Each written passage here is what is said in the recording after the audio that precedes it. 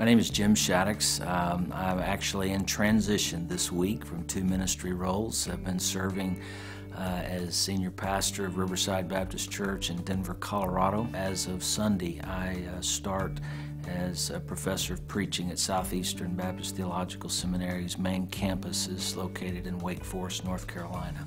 You know, there are really two things in ministry that just light me up.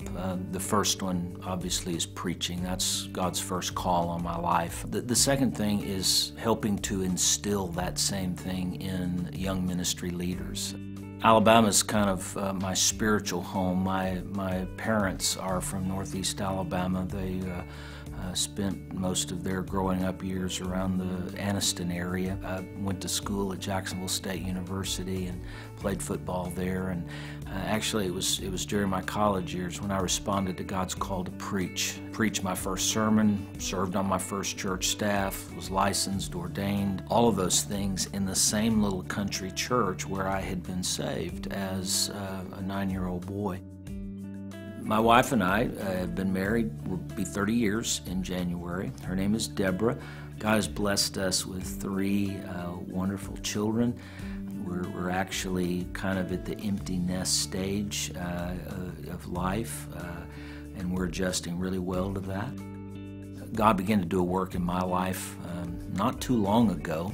He just began to reignite my heart for wanting to give my first attention to to pouring into young ministers. At the same time, David and the leadership at Brook Hills had been having conversations, I think even going back farther than that, with Southeastern Seminary about the possibility of a partnership that would put theological education back where I think it needs to be, and that is in the local church.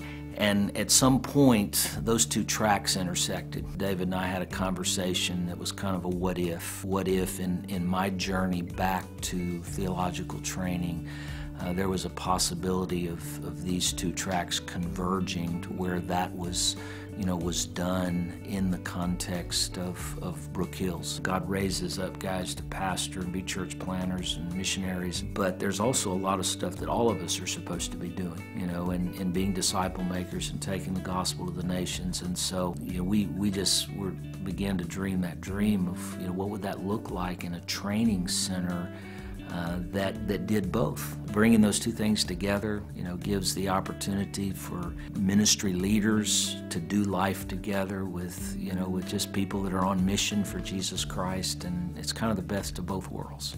I think God's hand is on David, but not just David. I think God's hand is on this congregation. He is raising this congregation up for just a really important season in the kingdom, and it's just really cool to think about being able to be a part of that.